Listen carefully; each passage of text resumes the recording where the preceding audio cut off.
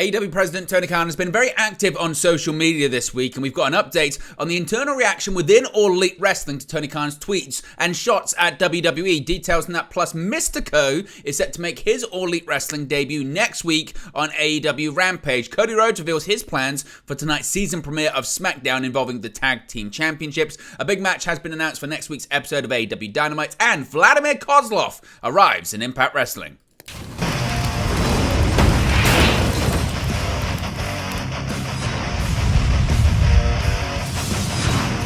Hey guys, welcome back to Wrestling News 365. Hope everyone is doing very well. As always, there are plenty of news stories to get into in the world of professional wrestling. And let's start off talking about Tony Khan and his presence on social media this week. He's been very busy, very active, talking about AEW, as well as WWE, NXT, Shawn Michaels, Triple H, Vince McMahon, John Cena, The Undertaker, and others amid a barrage of shots against his competitor company as AEW Dynamite went head-to-head with NXT on Tuesday nights. But what's the internal reaction been within AEW? We know the reaction on social media. We kind of know the reaction in WWE. But what's been the reaction within All Elite Wrestling? Of course, tensions have run high this week between AEW and WWE as two pro wrestling powerhouses went head-to-head in a special Tuesday night scuffle. However, it's Tony Khan's use of social media that certainly has got a lot of people talking. And as I mentioned, we do have some internal reaction to what people have made of Tony Khan's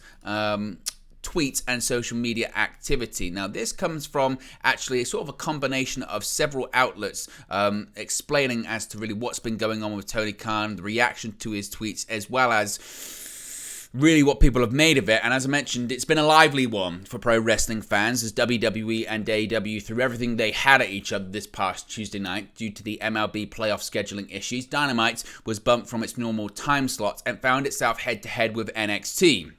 Tony Khan stuck to what he does best, presenting a map-based action with limited promo segments to keep his rabid fan base engaged. Meanwhile, Paul Triple H Levesque and Shawn Michaels integrated a series of high-profile names into their show, hoping to send a strong message to Khan and AEW about what it is like to go up against the might of the WWE machine.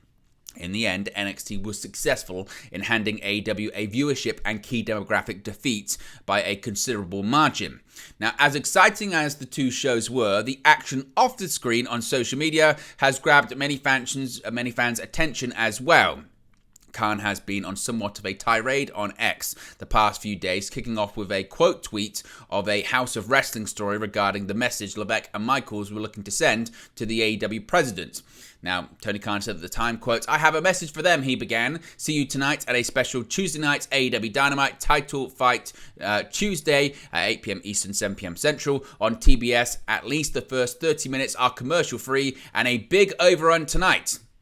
Khan's response was accompanied by a screenshot from an episode from Curb Your Enthusiasm that sees Larry David's character front door spray painted with words "bold arsehole." Who Khan was calling a bold arsehole is still up for debate, but of course Triple H and Shawn Michaels don't have as much hair as they once did. In the days since, Khan has continued taking shots at WWE, making light of Vince McMahon's misdeeds and questioning the booking prowess of Michaels as well. Now, when it comes to the reaction of some of these tweets, we'll get to the John Cena Undertaker one in just a second. It has led to, again, quite a lot of pushback, shall we say, or surprise. Now, one tweet in particular, as I mentioned from Tony Khan, suggested that the drawing power of John Cena and The Undertaker actually wasn't that strong, pointing out that it was the first time in over 2 decades that John Cena and The Undertaker had appeared on a show that was viewed by less than 1 million viewers and viewed by less than 400,000 people in the key demographic. Now, according to Sean Ross Sapp of Fightful Select, they have been told several people within AEW were surprised that Tony Khan's tweet about The Undertaker / John Cena drawing less than 1 million viewers ended up going out. From what Fightful understand, Khan doesn't clear his tweets with AEW PR for those asking. Another source said that those who took issue with it should take a glance at the replies that Tony Khan, Triple H, or any top wrestling executives receives on any given day. of those that Fightful spoke to, there wasn't really any real concern or issues with it, and most of the reaction reflected that of social media, either thinking he shouldn't have tweeted it at all, or thinking it was him having fun with a situation that didn't favour him. Another pointed out that right after the tweet, he announced a series of matches for next week's Dynamite while people were on his profile, suggesting it was actually some smart marketing ploy. Now, on yesterday's Wrestling Observer Live, Bryan Alvarez had said that he heard from people within WWE and AEW who would like Khan to lay off with his tweets. Quote, "Can somebody get this guy off his phone?" That seems to be the general sentiment he is hearing. That's coming from Bryan Alvarez. Now, House of Wrestling, Nick Hausman sent Khan's quote tweet of the story to many people in the business, and the reaction is similar to what Alvarez was describing. One source in WWE that Nick Hausman spoke with described him as, quote, petulant, while others felt it was just a bad look. Interestingly, a source from CM Punk's camp responded by saying this is the kind of stuff that makes him happy to be away from the company. So, what are your thoughts on the reaction to Tony Khan's tweets in AEW, suggesting it's not too much of a big deal, those in WWE suggesting it makes him look petulant, and those within the camp of CM Punk suggesting this is why he's happy that he's no longer with AEW.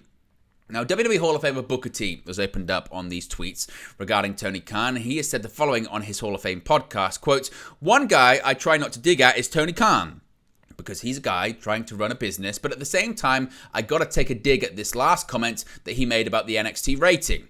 He said that it was the first time that John Cena and The Undertaker appeared in front of less than 1 million people for WWE, and the thing is, he's got Edge and Christian and all of those guys.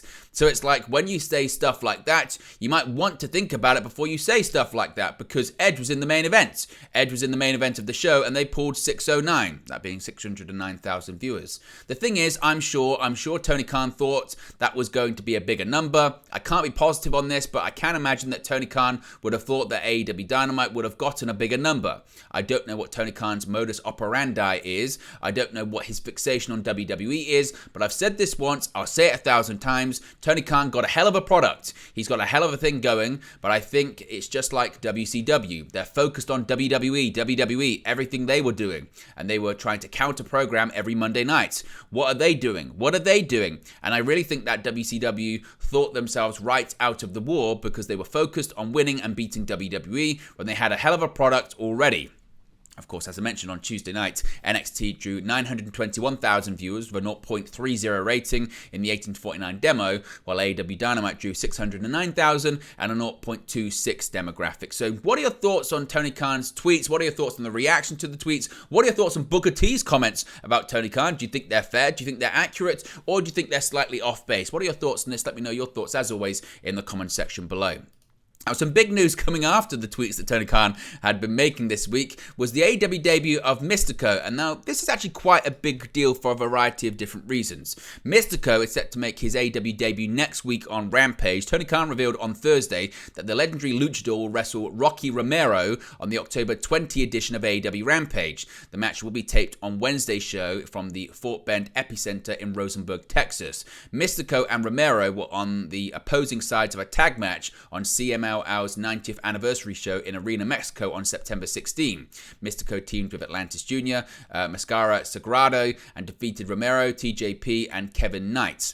After the match, Romero's team attacked the winners and unmasked them, with Romero taking Mystico's mask. Romero and Sobrano Jr. attacked Mystico after the match on September 22nd as well. Mystico is one of the biggest draws of all time. He won Best Box Office Draw Award in the Wrestling Observer Decade Awards covering the period from 2000 to 2009. Mystico was also voted Wrestler of the Year, Best Box Office Draw, and Best Flying Wrestler in the 2006 WON Awards. He was voted Best Flying Wrestler in the following years as well. He currently holds the NWA World Historic Middleweight Championship in CMLL. Romero is the current NWA World Historic Welterweight Champion in CMLL as well. Their match is advertised as being for Mexico's pound-for-pound crown. So what are your thoughts on this? Do you still just view it as Sin Cara, or do you see it as a big deal for AEW? Let me know your thoughts about that too. Cody Rhodes has revealed his plans for WWE SmackDown tonight, of course, the season premiere of SmackDown on Fox. Cody Rhodes took to Twitter to make an exciting announcement for tonight's night's Friday the 13th episode of SmackDown.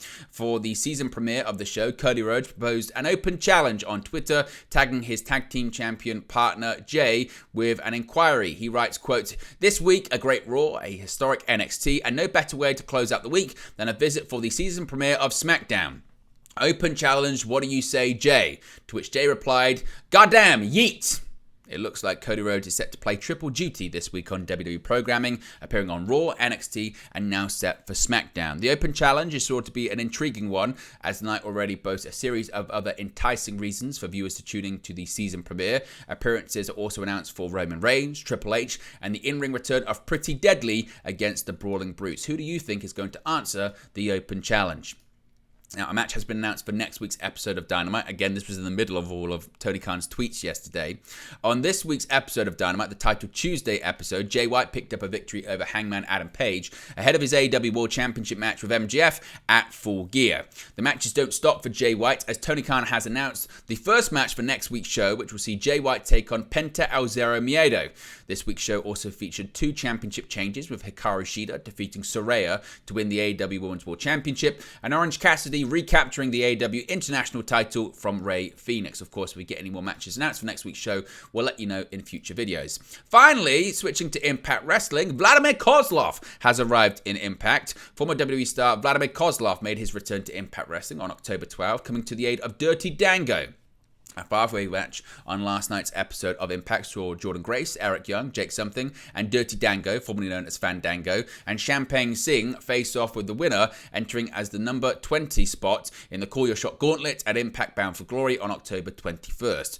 With help from the returning Kozlov, working under his real name of Oleg Prudus, Dango was able to secure the 20 spot. This marks a return to Impact Wrestling for the former Kozlov after his cameo appearance in March of 2023. Prior to this, he was a Russian language commentator for the company in 2021. Footage of the 5-way match, including Prudus's appearance, can be seen on social media. Of course, WWE signed Kozlov to a developmental deal in January of 2006, and he would go on to make his main roster debut in April of 2008. He would go on to hold the WWE Tag Team Championship with Santino Marella and was released from WWE back in August of 2011. Feels like a lifetime ago, doesn't it?